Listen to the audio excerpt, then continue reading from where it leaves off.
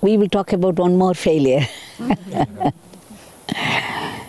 That's why I'm saying the yogis are like fire. It's no picnic. Sadhana is no picnic. And you have to go through endless failures at times. Don't be discouraged, because every failure is a step towards your final success. Once, my sisters, all my people were settled in Chennai. But I was keeping a distance from them. After I came to Bhagwan, slowly, I was distancing myself from my relatives. I stopped looking upon them as my relatives because I thought Bhagwan must be my only relative.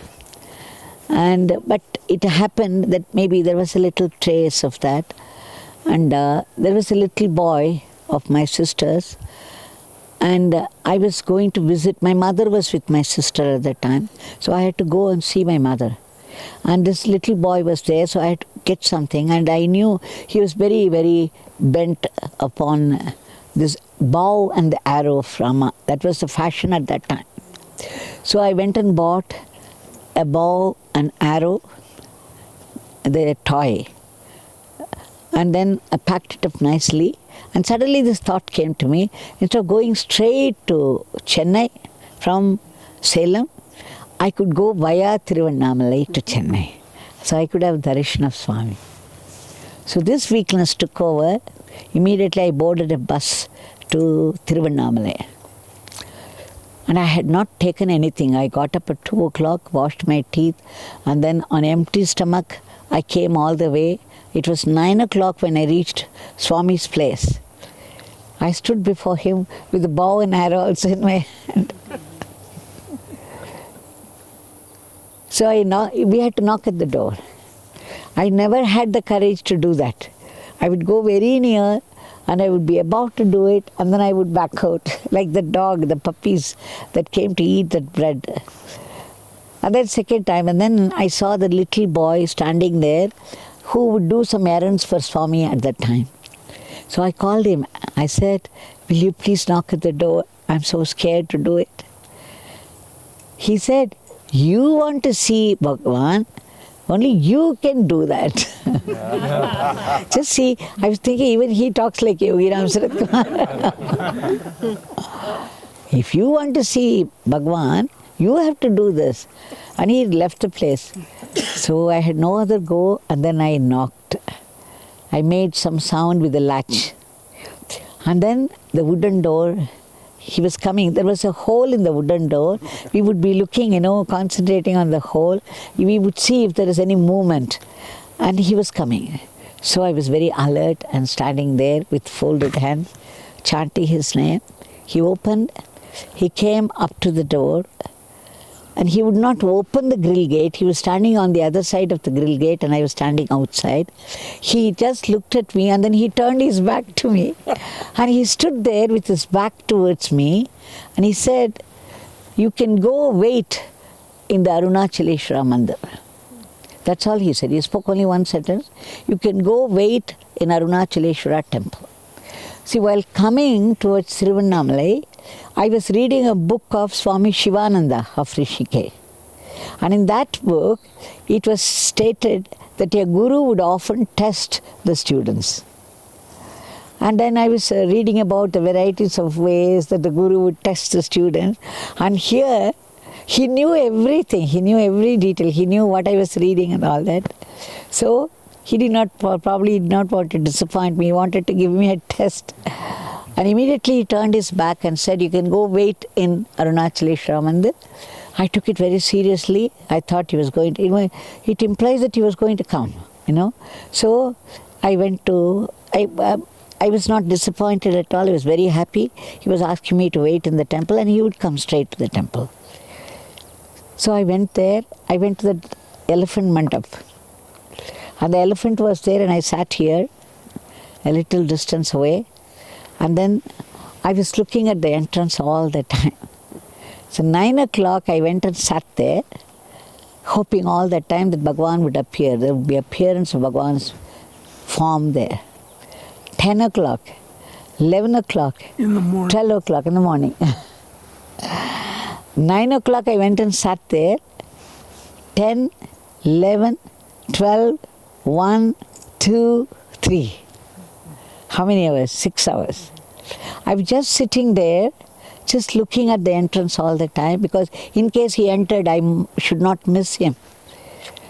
So 3 o'clock, and in the meantime, that mahout of the elephant, he kept saying, Amma, why do you trust that Swami? He's a madman, Amma. He's completely mad. He would do anything. He would say anything. Why do you go to him? Why do you trust what he says? Look what he has done to you. He was also, dinning into my head. Yeah. That is a madman. Don't listen to him. Don't do this. But then I put up with that, and I did not bother with it until 3 o'clock. But what he was hammering on me, this had gone inside even without my knowing, that at 3 o'clock I began to think, okay, Swami is not coming. He just said it for some reason. He's probably testing me, so he's not going to come. So this came to my mind because of that mahout, what he was saying all along so many times. And then that was the first time I began to feel thirsty. I did not have water or food right from 1 o'clock. I got up and 2 o'clock I was ready and I went to the bus stand and caught a bus. So now it was almost 12 hours, more than 12 hours. I felt thirsty and also hungry. So I thought, okay, maybe I should go have some water and then continue to wait. So I went out and went to past through the same street. When I came across, the door was just as I left in the morning. He was still inside, but there was no sign of his coming out at all. Now the thirst became even more, and then I went to a nearby shop, and I had, because he mentioned this lemonade, I went and had lemon juice, and then came and stood before his house. Now this time I knocked, because I didn't hesitate. I had waited for so long, so I had the right to knock at the door. So I went and knocked at the door. And then again the wooden door opened and he came, and this time he opened the grill gate. He was there right in front of me. And then he said, "Where are you going? You're going somewhere?" Of course he knew. I said, "I have to go to Chennai." "Oh, you're going to Chennai?" In those days it was called Madras. So I said I was going to Madras. He said, "Oh, you are going to Madras. Madras is full of bad vibrations. You can go there. You go there." And then he closed the gate and went in.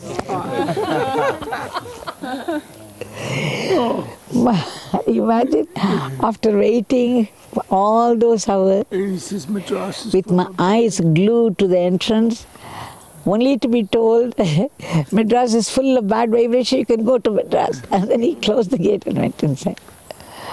You don't know, I started to cry, and I was crying sometimes loudly also.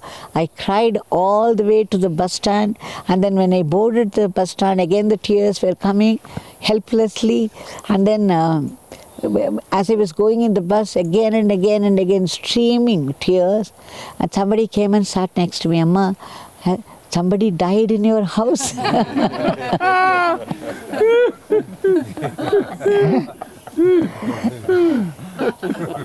That brought more tears, and they were very sure. They were confirmed that somebody died, and that is why I was crying. Let them think what they want.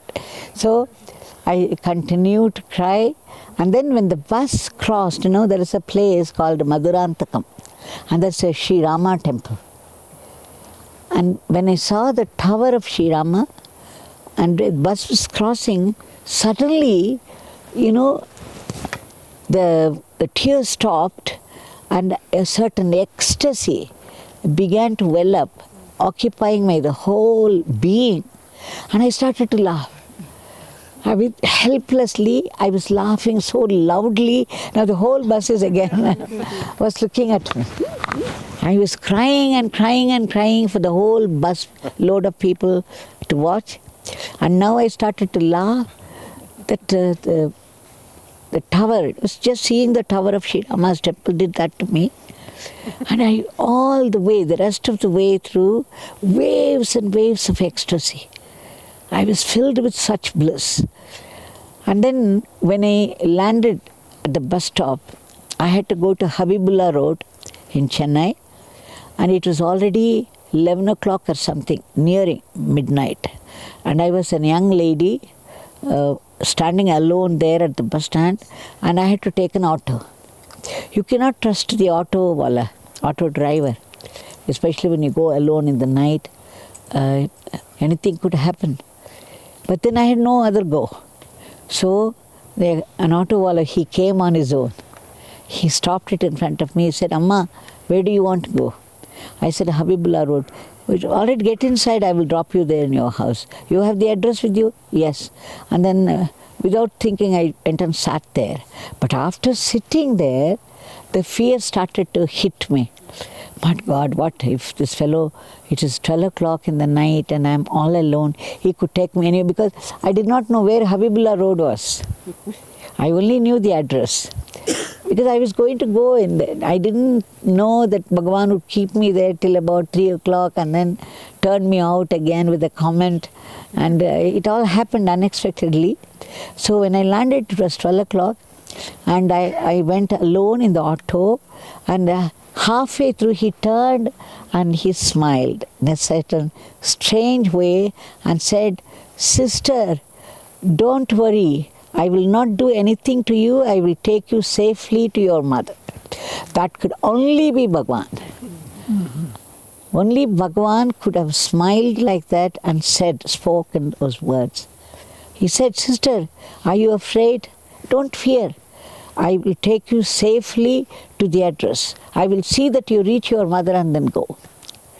And he took me straight. He found out the address himself. And then after I paid, I went up there because it was the first floor, and my mother had come out, and then he was seeing the whole thing. So when he saw me, "Now you have come to your mother, I will go." He waved his hand and left. Wow. Bhagwan was taking care of you. Yeah. On the one hand, he would pinch. On the other, he would embrace. This is the compassion of the Lord. He would give you a terrible suffering on one hand, and then the other time there would be a flood of grace to compensate for that. So this is a sadhak's life. Yeah. Ups and downs. You have to shed lots of tears. But those are all precious tears meant for your purification.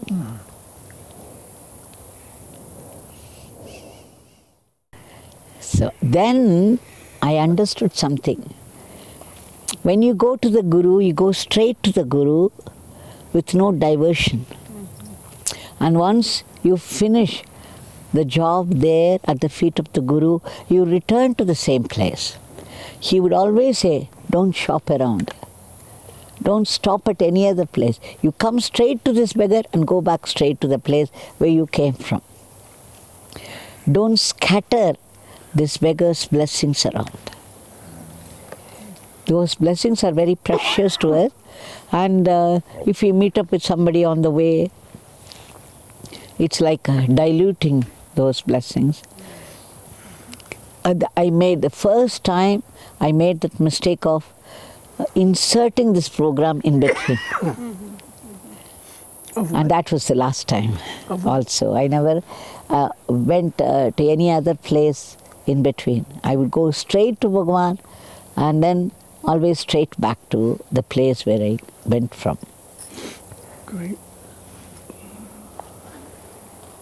So I tell people also, when you come to Bhagwan, you come straight to Bhagwan, sit there, do the chanting, take, loads of blessings, go back to your place straight. Don't stop here and there. Don't insert this program as one among a list. I remember once a sannyasi came. Bhagwan wanted to bless him nicely. In fact, Bhagwan was sick, but even then he wanted to bless the sannyasi nicely. He was going to be there only for 3 days. So Bhagwan said, Devaki, ask him if he could stay for 3 days here. Then I asked him. The sannyasi said, yes, he was going to stay, but he had a list of places he had to visit. He didn't say, he said he had to go here, he had to go there, so he would be staying the next day also. Then Bhagavan turned to me and said, Devaki, he has got a list of places to visit. He can go now. So that is a great master, ready to shower all his blessings if you are only give your all to him. They demand your entire being. No part-time job with them.